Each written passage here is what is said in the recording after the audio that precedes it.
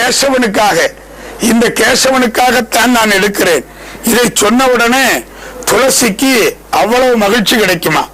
கிடைத்த மாத்திரத்திலே துளசி கேசவனின் பொருட்டா இதோ என்னை அர்ப்பணம் பண்ணுகிறேன் என்று சொல்லி ஆனந்தமாய் நம்முடைய கையிலே வந்து உட்காருமாம் துளசி. அதை விட்டுவிட்டு 3 தலங்கள் உடையதாய் அழகான இந்த கிருஷ்ண துளசியை மேலே உள்ள குமுகத்தோடு பறித்து பகவானுக்கு அர்ச்சனை பண்ணினால் அவன் மிகுந்த சந்தோஷப்படுவானாம். கட்டை விரலையும் பவித்திர விரலையும் உபயோகித்து நகம் படாமல் சதை மட்டும் படும்படியாக துளசியை பறிக்க வேண்டுமா? நகம் பட்டாலோ உருவி எடுத்தாலோ பகவான் அதை ஏற்றுக்கொள்ள மாட்டான். இதனால் 2 விதமான அபச்சாரங்கள் ஏற்படுமா? ஒன்று துளசியோடு ஒரு அபச்சாரம், பகவானோடு மற்றொன்று. இதை மிக மிக ஜாக்கிரதையாக துளசியை அவன் திருவடியிலே அர்ப்பணம் பண்ண வேண்டும். வீட்டிலே துளசி மாடம் வைத்தால் மாத்திரம் போதாது, அந்த துளசியை பறிக்கிற பொழுது அந்த துளசிக்கு நோகாமல் பறிக்க வேண்டும். படக் படக்கென்று பறித்தோம் என்று சொன்னால் அபச்சாரத்தை பெற்றவர்களாக மாறிவிடுவோம்.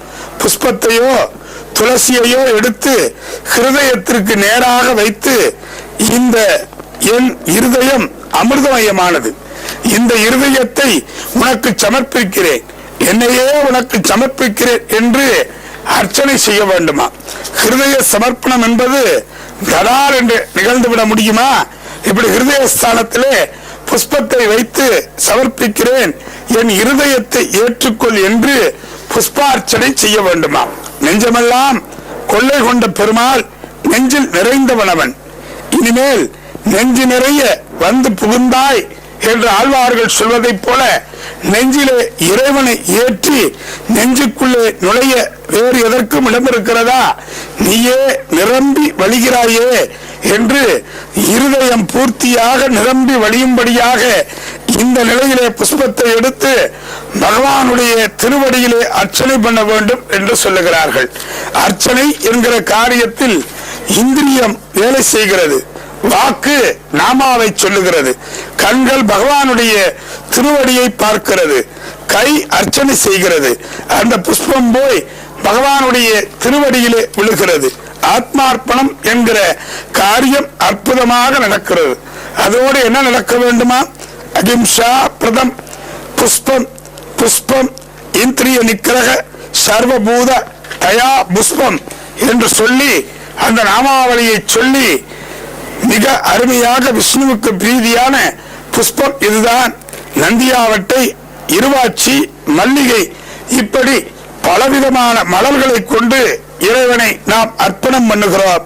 அந்த புஷ்பங்களை எல்லாம் சேர்த்து அர்ச்சனை பண்ண வேண்டும். அப்படி அர்ச்சனை பண்ணிதான் பகவானுக்கு பிடிக்கிறது.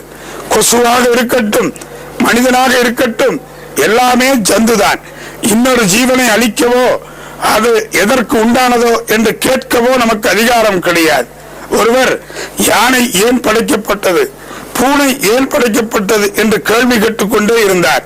இந்த பகவத் சிருஷ்டி ரொம்ப மோசம், இந்த கொசுவை ஏன் சிருஷ்டி பண்ணினான் பகவான்? தட்டினால் பிராணன் போகிற அல்பமான ஒன்று, இதிலே கொசுவும் நானும் ஒன்று என்று நாம் சொல்லிக் கொண்டிருக்கின்றோம். இப்படி அழுத்துக்கொண்டு சிருஷ்டியை நிந்திப்பாருக்கு கொசுவின் மகிமை புரிந்த கதை ஒன்று இருக்கிறது. அந்த கதையை நம்முடைய அருமைக்குரிய புலவர் சங்கரலிங்கம் அவர்களை தொடர்ந்து அந்த கொசுவின் கதையை உங்களுக்காக வழங்க அடியேன் சண்முக திருக்குமரன் காத்து கொண்டிருக்கின்றேன். துளசியை அர்ச்சித்து இறைவனை வழிபடுங்கள். கொசுவை நான் பிறகு சொல்லுகிறேன். எப்படி இப்படியும் முடியும். இது நமக்குரிய நாள். வைகை ஆற்றிலே கள்ளழகர் பச்சை பட்டுடுத்தி அருள் தரக்கூடிய திருக்காட்சியை நேரடியாக தொலைக்காட்சி மூலமாக நேர் அடை என தந்து மகிழும் நமது உள்ளூர் தொலைக்காட்சிக்கு பாராட்டு, வாழ்த்து.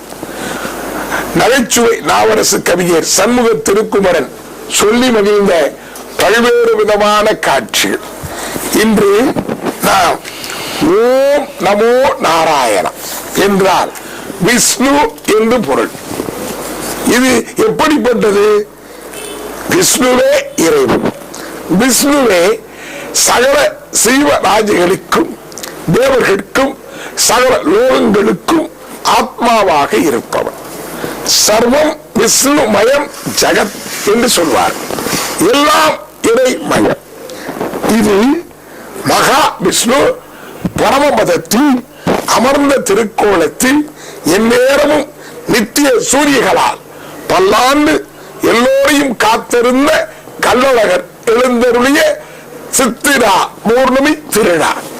வைகை ஆற்றிலே அருந்தருவர். உலகு படைத்தற்காகவும் பக்தர்களுக்காகவும் இறைவன் 5 வடிவங்களிலே தரிசனம். அது வரம், வியூகம், விபகம், அந்தர்யாமியம், அருட்சை என்று 5 வகைப்படும்.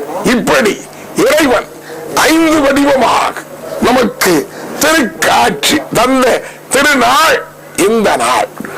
திருவிழா, சித்திரை திருவிழா வாழ்வின் உயர்வுக்குரிய பெருவிழாவாக கண்டு மகிழ்ந்தோம். பலரும் பல பெருமையும் இந்த மண்ணுக்குரிய 108 திவ்ய தேசங்கள் என்று சொல்கிறோம். இதிலே சோழ நாட்டிலே 40 திவ்ய தேசங்கள், பாண்டிய நாட்டிலே 18 திவ்ய தேசங்கள், மலை நாட்டிலே 13 திவ்ய தேசங்கள், நடு நாட்டிலே 2 திவ்ய தேசங்கள், தொண்டை நாட்டிலே 22 திவ்ய தேசங்கள், வடநாட்டில் 12, திருநாட்டில் 1 என்று 108 திவ்ய தேசங்கள். இதிலே நாம் 2 காண முடியாது. ஒன்று திருப்பார்கடல், இறைவன் இருக்கக்கூடிய திருக்காட்சி. நாம் இந்த நாளில் பல்வேறு பெருமக்கள் விரும்பிய வண்ணம் தந்து மகிழும் கால் இறை அருளை பெற்று மகிழ்ந்திருக்கிறோம். ஓம் நமோ நாராயணா என்று திருநாமத்தை கள்ளழகர் திருக்காட்சியாக மதுரையிலே கண்டு மகிழ்ந்தோம். பெருமக்களே, திருமால் யோகம், மோகம், வீரம், ஆவிசாரிகம் என 4 வகைப்படுவார்.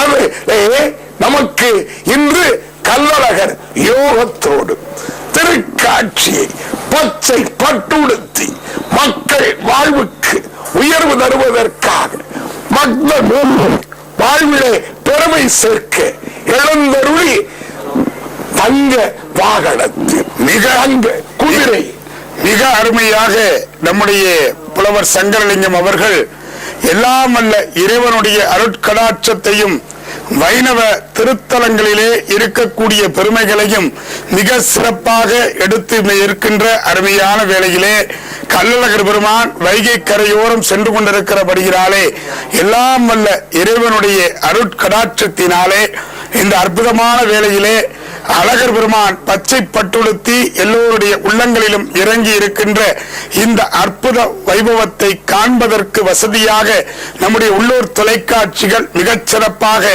உயர்ந்த தொழில்நுட்பத்திலே பெருமையாக இந்த காட்சியை செய்து கொண்டிருந்த அற்புதத்தை பார்த்து மகிழ்ந்திருக்கிறோம். நாளை மிகச் சரியாக மிக அற்புதமாக தசாவதார காட்சிகளையும் இன்று காலை 11 மணிக்கு மேலாக மிகச் சரியாக நம்முடைய பெருமைக்குரிய தீர்த்தவாரி என்கிற அற்புதமான அழகர் மீது தண்ணீர் பீச்சுகின்ற உற்சவத்தையும் தொலைக்காட்சிகளை காண இருக்கிறோம். இந்த அருமையான காலை பொழுதிலே நம்முடைய வேண்டுகோளை ஏற்று பெருமையோடு வருகை தந்து சிறப்பு செய்து கொண்டிருக்கின்ற கந்தர்வன் படைப்புகளிலே ஆய்வு செய்து முனைவர் பட்டத்தை பெற்று கந்தர்வன் காலடி தலங்கள் என்கிற நூலை இந்த மண்ணுக்கு வழங்கிய முனைவர் டாக்டர் சங்கரலிங்கம் அவர்களுக்கு இந்த நேரத்திலே நன்றி பாராட்டி இந்த அருமையை இந்த மண்ணிலே நிகழ்த்தி காட்டுவதற்காக எல்லா வகையிலும் உதவி புரிந்த அத்துணை உள்ளங்களுக்கும் நன்றி பாராட்டி உங்களிடமிருந்து அருமையாக விடைபெறுவது உங்கள் சண்முக திருக்குமரன் மற்றும் புலவர் டாக்டர் சங்கரலிங்கம்.